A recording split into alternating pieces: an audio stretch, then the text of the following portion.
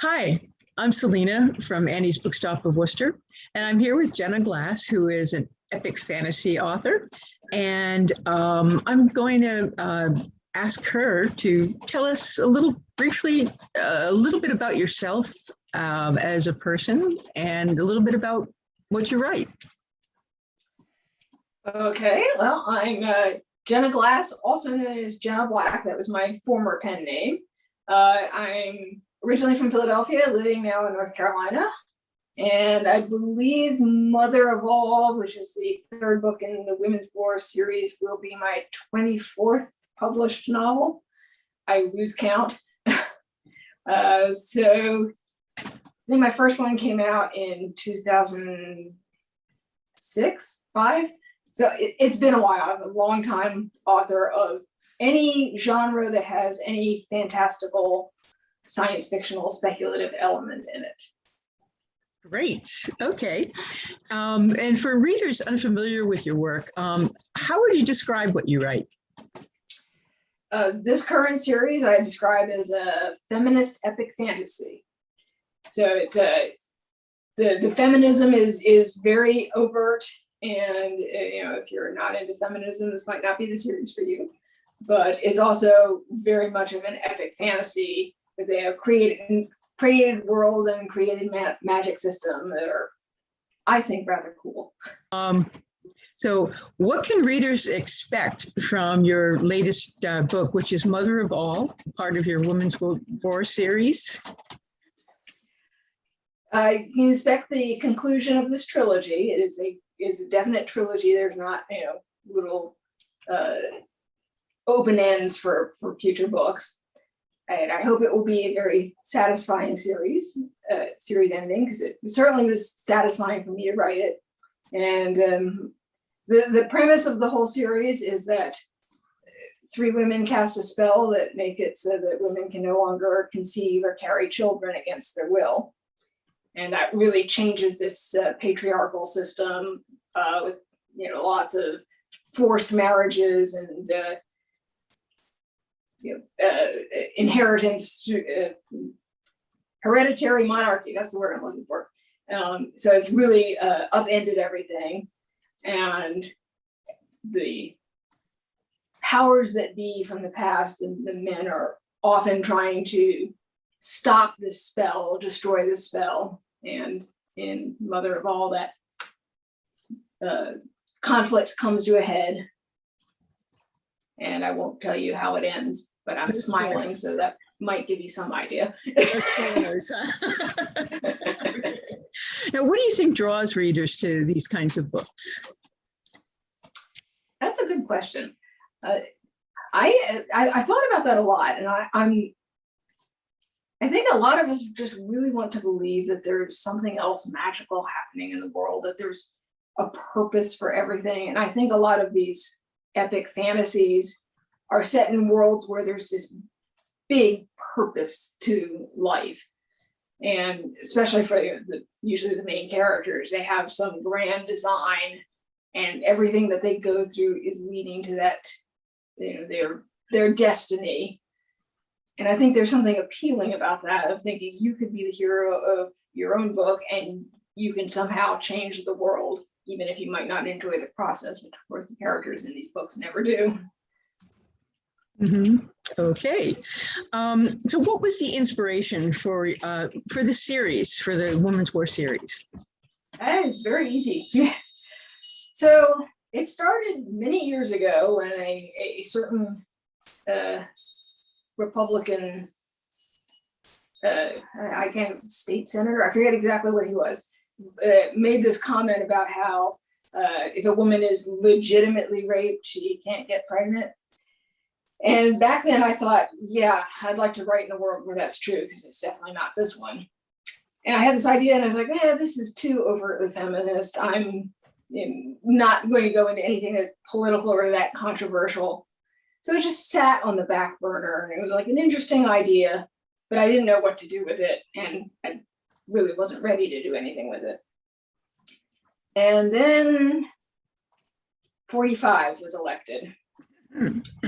Yes. And I was incredibly dismayed for many reasons, but one of them being from the feminist standpoint, thinking about, what is he going to do to the lives of women, to the laws that govern women particularly. And I didn't know what to do with all this. I was crying and I felt horrible. And the only outlet I could think of was to start developing this story. So literally the day after the election, I started tinkering with this idea and trying to make an idea into a story. And I was amazed at how it caught fire in me. And I was, allowing myself to be feminist and overtly feminist and say, it's okay if somebody's offended by this, that's okay.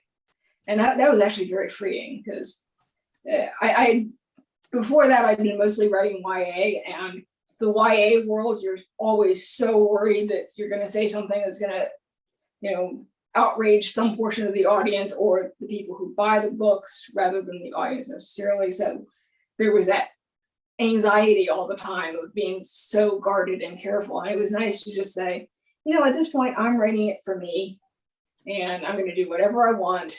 And I was not even sure I was going to try to sell it. I'm going to write it for me. And I kind of learned that, I've been writing stuff for other people for quite a while now.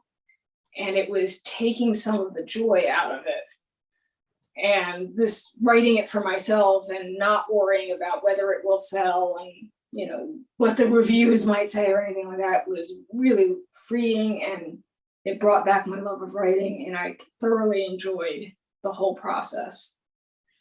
Did you find that it made the writing go faster too? Yes, in a lot of places. I still, hit roadblocks here and there. Yeah. But I worked much harder, much longer hours on this than I usually do, because I didn't get sick of working on it the way I did with some other books.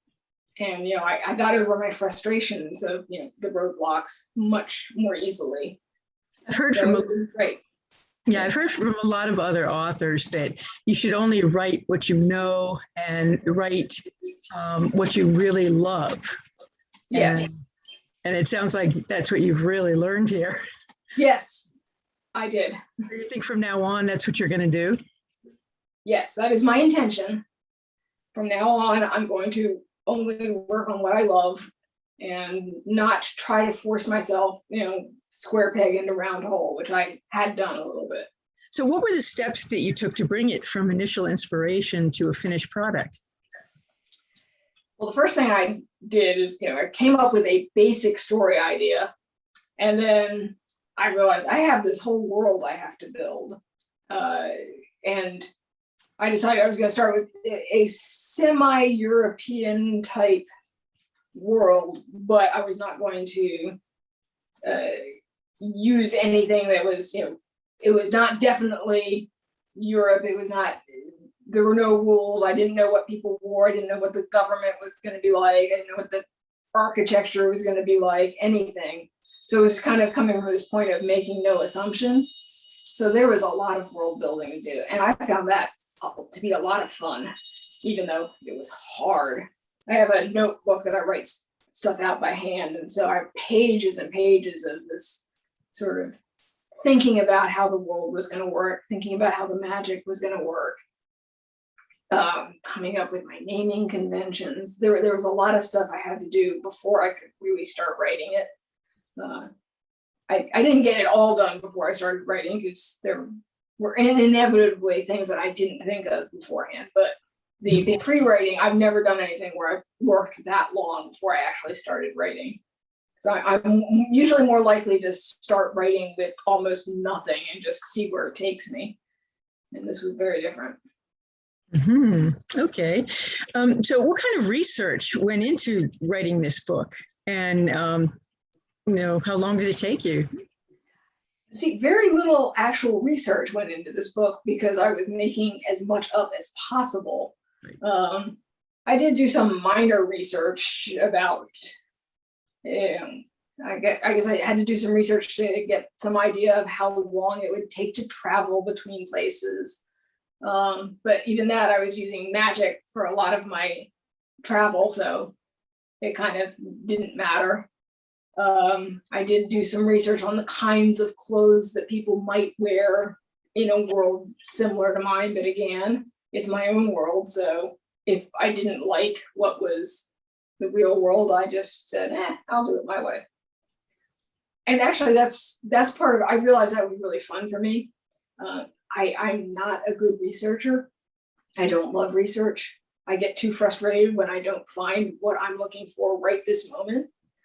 So it was actually nice to say, I can't find this. I'll make something up. Do you have any favorite research story?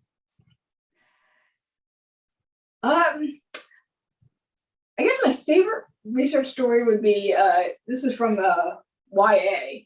I have this series that was set in a England-ish place. Like there's an intersection between Great Britain and the world of fairy. So it's set in a city called Avalon. And I got it into my head that this one character was going to create hot possets, which, something I forget where I was introduced to that idea. I think it was some children's book that I read when I was a kid. And I had no idea what one actually was. And so I had to go look it up. And then once I looked it up, I was like, I have no idea. I can't imagine exactly what this would smell or taste like.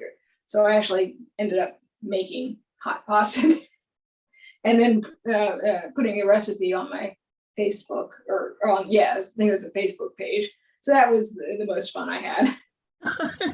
It was definitely odd. It was an odd recipe, odd thing to make, and not my favorite, but I could see where it would be soothing for some people. Okay. So what was the biggest challenge you had in writing and putting out A Mother of All? Ooh, the biggest challenge with Mother of All was this is such a big story, such a big world, and there were so many loose ends to tie up, and to make everything tie up in a way that is satisfactory and that can continue to convey a message, because it couldn't just be what the plot demanded. It also had to have this overtone of the feminism and the sort of the not political, but just sort of a moral of the story kind of women's equality. So that was very daunting when I first sat down to work on it. It's like, how am I going to make everything dovetail, especially dovetail at the same time? And that throughout writing it, that was hard to make it so that I didn't have one story ending halfway through the book and make them all, and also, all look like they meant to go there rather than, the author is stringing this along and making it last longer than it should. It's really hard. Mm-hmm. It's probably the hardest book I've ever written. Okay. So what character did you love or hate the most when you're writing, and why? In this series, I'd have to say it was Delnamal, who is my villain, but, has some complexity to him. Not that everybody sees him that way, but in the beginning, at least, he has some slight redeeming features here and there. And I was trying to make him have some slight redeeming features, so he's not just a cookie cutter villain, but he's still a pretty awful human being. And it was fun to play with him. And in his third book, he's kind of taken over by a darker power, and he becomes even worse of a human being. And there's a little part of him that's still the original Delnamal, who's kind of fighting to stop this darker power that is taking over him.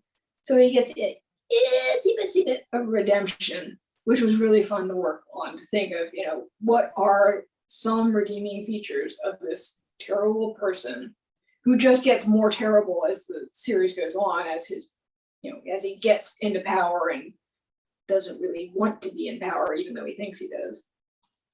So that was really fun to work on him. And it was, again, very difficult, but sometimes the hard stuff is the fun stuff. Right. Okay, and so now what else can we expect from you in the future? That is a really good question. And I actually don't know right now. This series, each book is about twice as long as anything I've written before. So this is basically a 6-book series. It took a lot out of me. And I'm sort of coming up out of the darkness and blinking and thinking, what do I do now? And I'm not actually sure yet. And I'm giving myself permission to take some time to figure out where I want to go next instead of forcing myself to, crack on right away. And so I'm going to have to wait and see what happens. What comes to me is probably going to be another epic fantasy because I really enjoyed that process.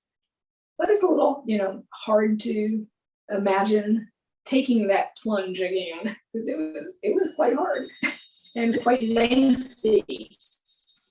So you're taking a little If bit. you had told me a few years ago that I would write a book that was 200,000 words, I would have laughed at you because I tend to write brief. That was my tendency. It probably isn't anymore because I think I learned a lot through this series about how to create these more complex books, and it was really fun, but really hard and tiring. So you're taking a break right now. I am taking a break. Great. All right, now I have some questions for you about being a writer. What's your favorite part about being a writer on the whole writing and publishing process? I just love that the flow I can get into when things are working. There's nothing quite like that. The days when I'm working on something and it's all flowing and I'll get dinner in a minute, sorry dog, I'll walk you when I have a chance. That level of absorption is the best thing. I love it. Okay. What do you consider the most challenging part of the writing process? And how do you overcome that? It's without doubt for me, it's the self-doubt. That little inner critic that is always telling you what you're doing is not good enough. And it never goes away. I remember naively before I published my first book, I had this idea that once you became a published author, you would get confident in your own writing ability and that, the whole thing would change and angels would sing when you're writing. I don't know what I was thinking. But then I actually met some published authors who disabused me of that notion very quickly. And then that's what I struggle with every book. Every book, that little inner voice is saying, it's not good enough. What do you think you're doing? This isn't, you're not capable of writing something this complex and maddening. So what did you think? I have learned to deal with it though. I'm so used to it being there that it's kind of, most of the time I can tune it out and say that's background noise. Oh, that's lying. That voice is lying. Every once in a while, it gets through my armor. So what did you think after you wrote The Woman's War and you brought it to a publisher or maybe to an agent or whatever? And were you nervous that they weren't going to buy it or? Oh yeah, I fell so in love with it when I worked on it that I was very nervous, because I really wanted to sell it, and I thought it was, really the best thing I'd written. And I actually sent it to my agent when she was on maternity leave, so I wasn't expecting her to hear from her. And I was like, when she gets back from maternity leave. And then she wrote back to me while she was on leave and was just gushing about it. And I was like, oh, maybe this is actually good. And so when she got back, she, marketed it. And it's actually the first time I've had more than one publisher want a book from me. It was really heady to have the publishers fighting over me. So it was great. So that boosted your confidence. Yes, right until I had to write the second book. Okay. So what has been your favorite adventure during your writing career? I thought about this one a bit. It was a little hard to think of adventure.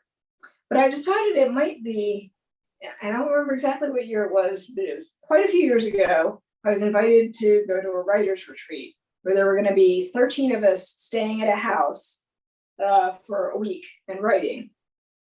And I knew some of these writers, but I didn't know most of them very well. And even though this doesn't really come out necessarily when people meet me at writers' events, I'm very much of an introvert and very shy and very quiet. And the thought of spending a week in a house with 13 people and not being in a hotel where I can go to my room and decompress, I was kind of terrified of it and dreading it almost, even though I was looking forward to it also. So going to that, it was pretty life-changing because I ended up having a great time, and I met people who are friends to this day, and I've gone to other retreats with these people, and actually all three of these books had a portion of them written at one of these retreats. And it just turned out to be a fabulous way to get to know some other writers better, and also to have that concentrated writing time that it's hard to get at home because there are demands on you. Mm-hmm. This is a serious writing retreat. This is not, write a little and go party. This was all day long, head down writing, and it was great. So I was going to ask you if there are any groups, clubs, or organizations that you'd recommend to other writers that have helped you in your career. I can, but it's a little outdated because I'm actually not in these organizations anymore. The one that was the most helpful to me at the time was Romance Writers of America, because I started out writing romance. And that organization was just so helpful to me in learning the business of writing. Because before I was in with them, I didn't really realize that it was a business somehow. I didn't think about the business aspect of it. And there really is no other writers organization that teaches you about the business aspect of writing. So that was really helpful to me. And that's also where I met some of these other authors, the ones who disabused me of the notion that I'd suddenly become a pillar of confidence. Because I'd go to meetings and I have these people who publish a gazillion books, and they'd be like, "Oh, I'm worried about this next book coming out. I'm not sure it's good enough." And I was like, "Oh, even they feel the same way." So it was actually comforting in a way that, okay, it's okay for me to feel that way. That's actually normal. The other one that was really helpful for me at the time I was in it was Novelists Incorporated. That one's for published novelists. And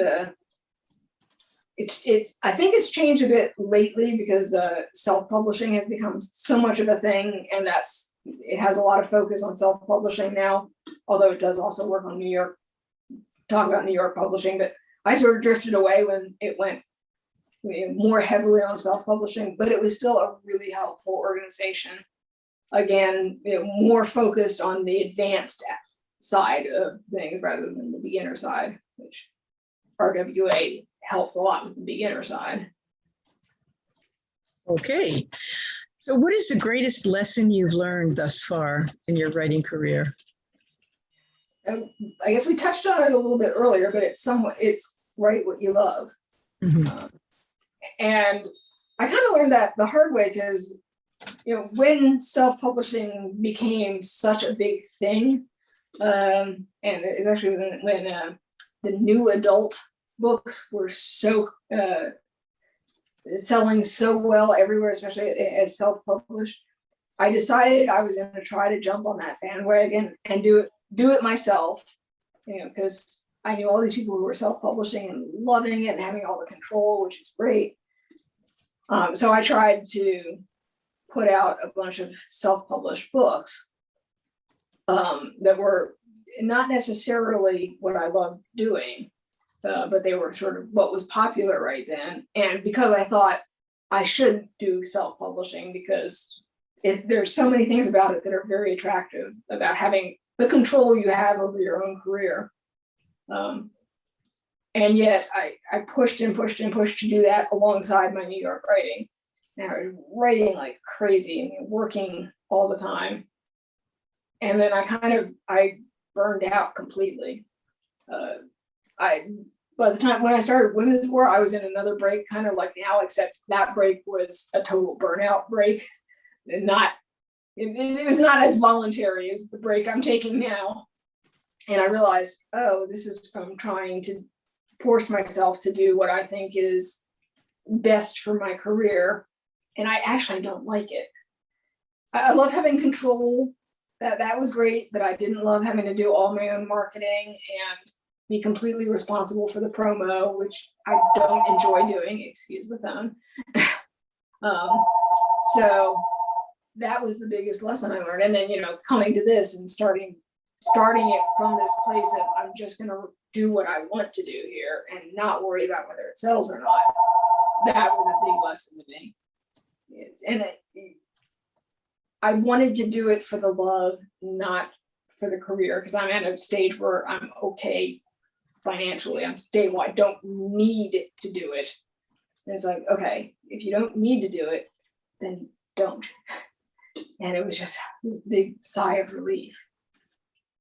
That's good. Okay.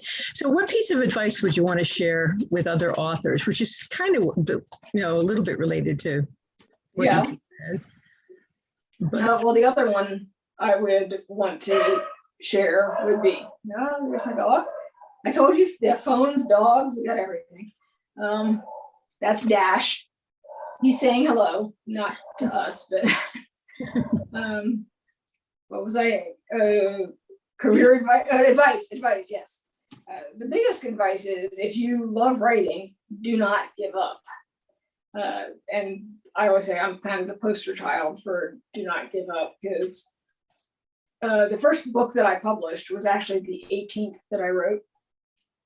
I spent 16 years trying to sell a novel to New York and just couldn't seem to do it. From the very first book, I was getting those rejections that were like, oh, it's almost there. It's not like I wanted to buy it, but we had to cut back on first books. It was always, very close. And it was a long time to be very close and to keep getting the rejections. But I kept writing another one and another one and another one. And I kept thinking, maybe I should give up on this someday. Maybe I'm not actually that good at it. But then eventually the 18th book I sold, and now I've got 24 books out. So I think overnight success. That's excellent advice. I've heard that also from several other people. Just don't give up. Just keep writing. Okay. Now I have questions about you as a person. What's the one thing that most people don't know about you?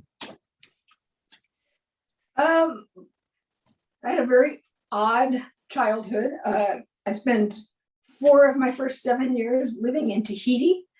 So my parents never gave me a really clear explanation of what was going on, why we were in Tahiti for 4 years.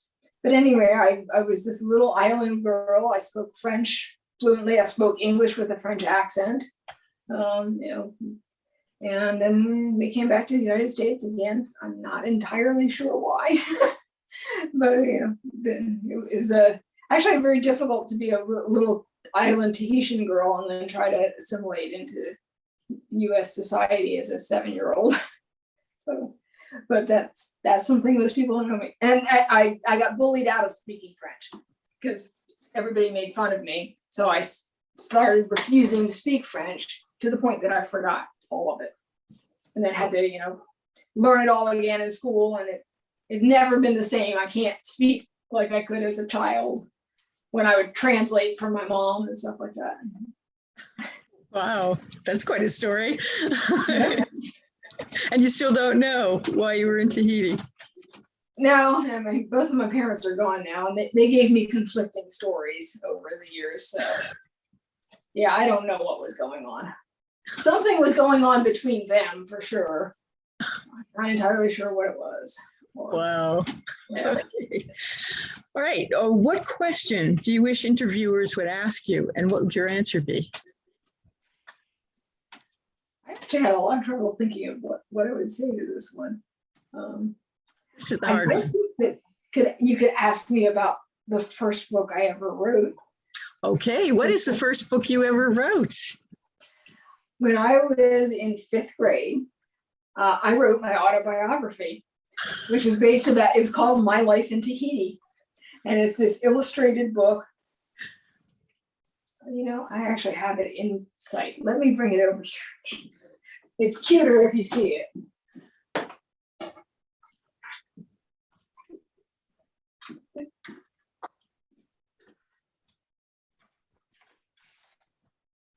See, I made this little construction paper cover. I had, you know, cover illustration. I had a table of contents. Yeah, and so it's like full of stories and pictures from my life in Tahiti. So that's how long I've wanted to be a writer. Wow. This thing may fall apart someday, but keeping it anyway because I think it's very cute. I'm sure I didn't think it was cute then. I'm sure I thought it was very serious. Wow, that's great. So what is or are your passions when you're not writing? And how do you make time for your non-writing hobbies or things that you love? My biggest passion is art, Zentangle art, which is a meditative art form where you're drawing repetitive patterns. I also make my art pieces sometimes into repeating patterns for fabric. I'm actually wearing my own artwork right now. Wow. Yeah. And I discovered this, I think in 2015. I saw some Instagram post about Zentangle and thought, oh, that sounds cool. And ever since then, I've been completely addicted to it. I'm a certified Zentangle teacher, even though I don't actually teach, but I went through the certification process because I really love it. It is so relaxing. And I'm just amazed at, you know, I'm somebody who never thought I had any artistic talent. It was never encouraged in me as a child. And so I'm making stuff these days that I'm like, I can't believe I drew that, me. And I find time for it because that is my absolute, you know, most fun and relaxing thing to do. So I just make time for it. I usually in the morning, I come up here and I drink my cup of coffee and I work on my art. Oh, that sounds like fun. That's It great. is. Okay, so what does your writing space look like? And what do you need to have around you when you're writing or editing? This is my writing space. I guess I'm going to show you a little bit more by turning. You can see. And then it's a little messy, but this is the room I'm in. You can see it's kind of decorated in a sort of pseudo-Gothic medieval manner. Everything's faux finished and it's just a very cool space. I love being in here. It used to be the bonus room above the garage. It was all bland and beige. I did this out of it. So I really enjoy being in here, which was kind of the purpose of it. Mm-hmm. I also wanted it to be kind of a separate world, so it's not as much like I'm working from home all the time. I'm actually going into an office that's different. And I absolutely must have my coffee. I'm a coffee drinker. I love it. I drink decaf right now, but so that is my requirement. This room and a cup of coffee. And do you have any foods that you like to have with you, or? No, not really. I don't really eat while I'm writing. I mean, I'll take a break to go eat something, but yeah, not while I'm up here. It's just the coffee. Okay, no water, just coffee. No. I should be drinking more water. In fact, I'll drink some water right now because I'm getting a little froggy. Yeah. Okay. I bring this thermos, with me and hope that I will drink more water. And usually by the end of the day, it's still full, so I'm chugging it, just so I get my water in. Okay. Now, when you're writing, do you prefer silence or music or something else? That has actually changed over the years. I used to always have music on while I was writing. In fact, I had some CD that was just specifically these tracks that I liked to do, playlist, I guess. For when I was writing, I'd play the same thing over and over again every day I was writing. And then I drifted away from it, and now I write in silence. So I guess it varies. It'll probably change again. Okay. And writers often have furry or feathered or otherwise non-human companions that to help them through their work. And do you and what do you have, and how do they help or hinder you through their work? Well, I do. I have Dash. He is part Border Collie, part Rat Terrier.